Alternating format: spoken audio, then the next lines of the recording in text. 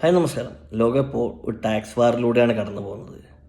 Tax വാർ എന്ന് പറയുമ്പോൾ തന്നെ നിങ്ങൾക്ക് മനസ്സിലായിട്ടുണ്ടാവും, അധിക ചുങ്കം അമേരിക്ക ചുമത്തുന്നു, മറ്റുള്ള രാജ്യം തിരിച്ച് ചുമത്തുന്നു അല്ലേ.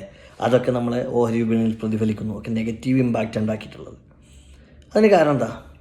അമേരിക്കൻ്റെ വിഷൻ എന്താണ്? സത്യത്തിൽ ട്രംപിൻ്റെ വിഷൻ എന്താണ്? ഇങ്ങനെ ചുമത്തുന്നതിലൂടെ മാക്സിമം ഇറക്കുമതി കുറയ്ക്കുക, സ്വദേശി പ്രൊഡക്റ്റുകളെ മാക്സിമം പ്രോത്സാഹിപ്പിക്കുക, അവരുടെ പ്രൊഡക്ഷൻ വർദ്ധിപ്പിക്കുക, അതുവഴി GDP വർദ്ധിപ്പിക്കുക, ജനങ്ങളുടെ ജീവിത നിലവാരം ഉയർത്തുക എന്നുള്ള നല്ലൊരു വിഷനാണ് സത്യത്തിൽ ട്രംപ് മുന്നോട്ട് വെക്കുന്നത്. അതുകൊണ്ടാണ് ട്രംപ് പറയുന്നത്, ഇന്ന് നിങ്ങൾ ക്ഷമിച്ചു കഴിഞ്ഞാൽ നാളെ നമുക്ക് എന്ത് ചെയ്യാം, അത് ക്യൂറാവും. ഇത് രോഗിയാണെങ്കിൽ ഇന്ന് ചികിത്സിച്ച് കഴിഞ്ഞാൽ നാളെ അത് ക്യൂറാകുമ്പോൾ നമുക്ക് എല്ലാവർക്കും അതിൻ്റെ ഫലം കിട്ടും, അതിൻ്റെ റിസൾട്ട് ഉണ്ടാകും എന്നുള്ളതാണ് പറയുന്നത്.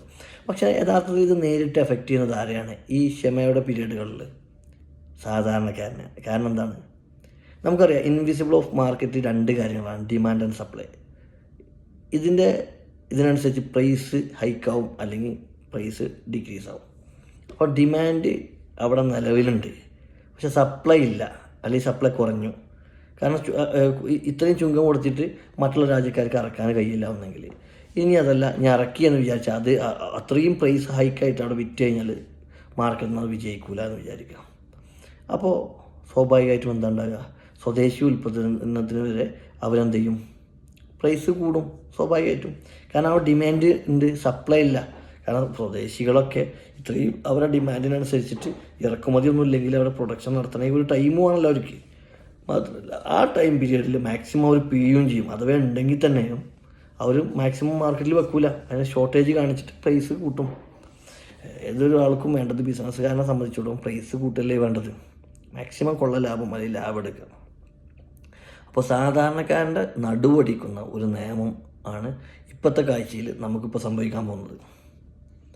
കാരണം ഇത് ഭാവിയിൽ ലോങ് ടേമിൽ ചിലപ്പോൾ അത് നല്ല റിസൾട്ട് വന്നേക്കാം, പക്ഷേ ഇപ്പോൾ അത് സാധാരണക്കാരൻ നടുവടിക്കും. കാരണം പ്രൈസ് കൂടും, കാരണം ഡിമാൻഡ് കൂടി, അല്ലെങ്കിൽ ഡിമാൻഡ് അവിടെ അതുപോലെ തന്നെ ഉണ്ട്, അപ്പോൾ കൂടുതലാണ്. സപ്ലൈ ഇല്ല, കാരണം ഇറക്കുമതി. ഇപ്പോൾ ഉദാഹരണത്തിന് ഇപ്പോൾ ഇന്ത്യ അടക്കമുള്ള രാജ്യങ്ങൾക്കൊക്കെ ഇറക്കുമതി ചുങ്കണ്ട്. അധിക ചുമത്തിയത് പേഴ്സൻറ്റേജ് വ്യത്യാസമുണ്ട്. അപ്പോൾ അതിൽ ഇന്ത്യ അടക്കമുള്ള വിദേശ രാജ്യങ്ങളുടെ ഒരു ഓപ്പർച്യൂണിറ്റി എന്ന് പറഞ്ഞു കഴിഞ്ഞാൽ, ഇപ്പോൾ അത് പല രൂപത്തിലാണ് അവരെന്ത് ചെയ്തിട്ടുള്ളത്, ചുങ്കം ചുമത്തിയിട്ടുള്ളത്. ഇപ്പം ബംഗ്ലാദേശിന് 30% ആണെങ്കിൽ ഇന്ത്യക്ക് 26%, ചൈനക്ക് അത് 53%.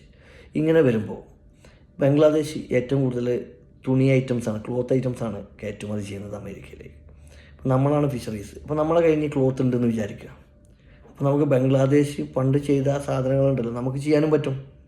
കാരണം ബംഗ്ലാദേശിൽ 30%